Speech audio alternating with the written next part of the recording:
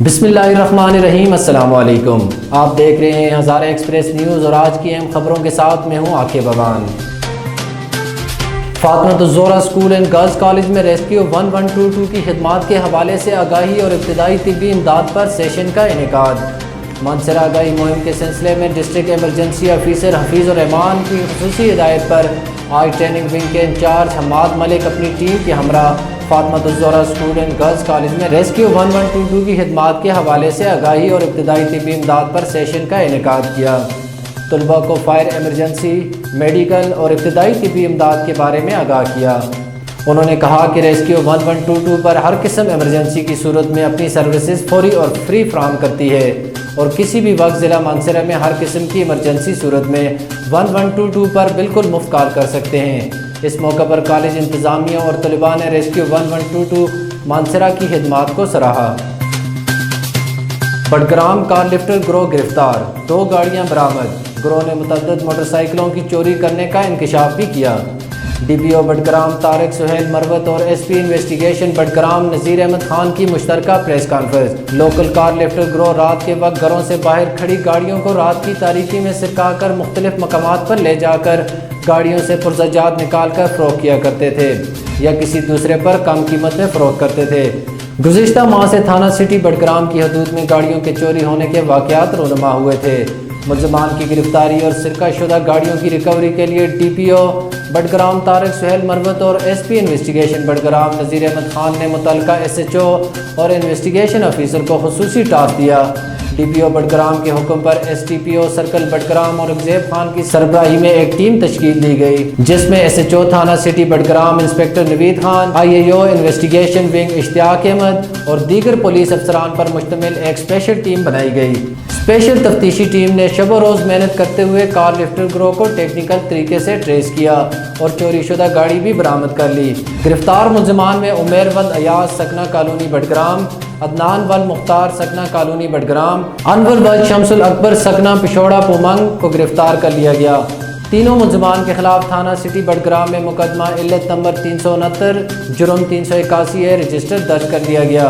ملزمان سے مزید تفتیش جاری ہے۔ ڈی پی او مانسہرہ صادق بلوئی نے 11 پولیس ملازمین کو میڈیکل اور جہیز فنڈ کی مد میں 2,15,000 روپے کے چیک فراہم کیے۔ ہیڈ کانسٹیبل رضوان کو 1 لاکھ، کانسٹیبل محمد نذیر کو 35,000، کانسٹیبل قمر علی شاہ کو 15,000، کانسٹیبل نیاز محمد کو 5,000، کانسٹیبل اقبال کو 10,000، کانسٹیبل محسن شہزاد کو 10,000، کانسٹیبل محمد ذیشان کو 15,000، کانسٹیبل شراز احمد کو 2,000، کانسٹیبل ذیشان احمد کو 15,000، جونیئر کلرک محمد نذیر کو میڈیکل ایڈ کی مد میں 5,000 اور نائب قاصد شوکت زمان کو میڈیکل ایڈ کا 3,000 روپے کا چیک فراہم کیا گیا۔ گنول تا کوائی روڈ محکمانہ تنازعات کی بھینٹ چڑھنے لگا، سی این ڈبلیو اور محکمہ جنگلات کے آپس میں تنازعات جاری۔ عوام کی سیکٹری جنگلات اور وزیر اعلیٰ سے فوری نوٹس لینے کی اپیل۔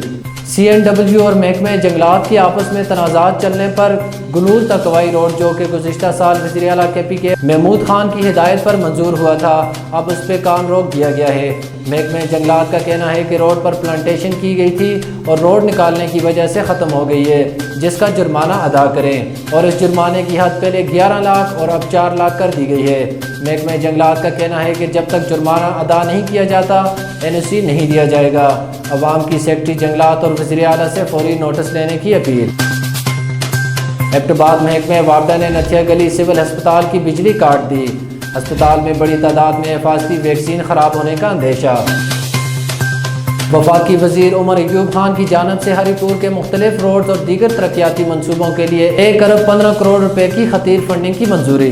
عوام میں خوشی، جاری کاستہ ایوب پل، حویلیوں اور خانپور جولیاتا ٹیکسلا میوزیم روڈ کی اثر نو تعمیر سمیت ریلوے اسٹیشن ہری پور کے قریب برساتی نالے پر نئے پل کی تعمیر کی منظوری۔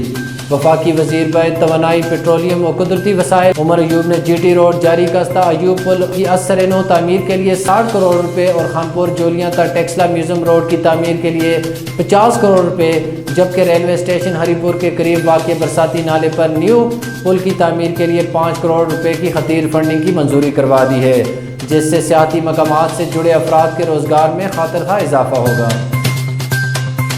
آئندہ 24 گھنٹوں کے دوران ملک کے بالائی علاقوں میں بارش، پہاڑوں پر برف باری کا امکان۔ خیبر پختونخوا کے دیگر ڈویژنز کی طرح ہزارہ ڈویژن کے پہاڑی اور میدانی علاقوں میں بارشوں اور برف باری کا سلسلہ گزشتہ 2 روز سے جاری ہے، جس کے باعث سردی کی شدت میں اضافہ ہو گیا ہے۔ ایبٹ آباد شہر میں بارش، جبکہ گلیات، نتھیا گلی، شانگلہ گلی، ڈونگا گلی، ایوبیہ، ٹھنڈیانی میں اب تک 1 فٹ سے زائد برف پڑ چکی ہے۔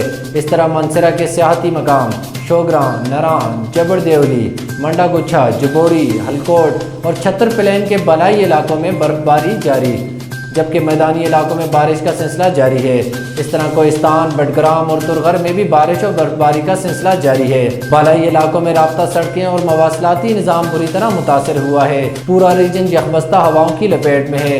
سردی کی شدت میں اضافہ، درجہ حرارت نقطۂ انجماد سے بھی نیچے گر گیا۔ بالائی علاقوں شہری اپنے گھروں تک محدود ہو کر رہ گئے۔ بالائی علاقے سریالہ، جچھا، کنچھجڑی، نرال بند، آمدورف معطل۔ سردی سے بچنے کے لیے لوگوں نے گرم ملبوسات کا استعمال شروع کر دیا ہے۔ محکمہ موسمیات نے بالائی علاقوں میں برفباری اور بارشوں کے اس سلسلے کو کل رات تک جاری رہنے کی توقع ظاہر کی ہے۔ اب تک کے لیے اتنا ہی۔ مزید ملکی اور علاقائی خبروں کے لیے ہمارے چینل کو لائک اور فالو کیجیے۔ اس کے ساتھ ہمیں اجازت دیجیے۔ اللہ حافظ۔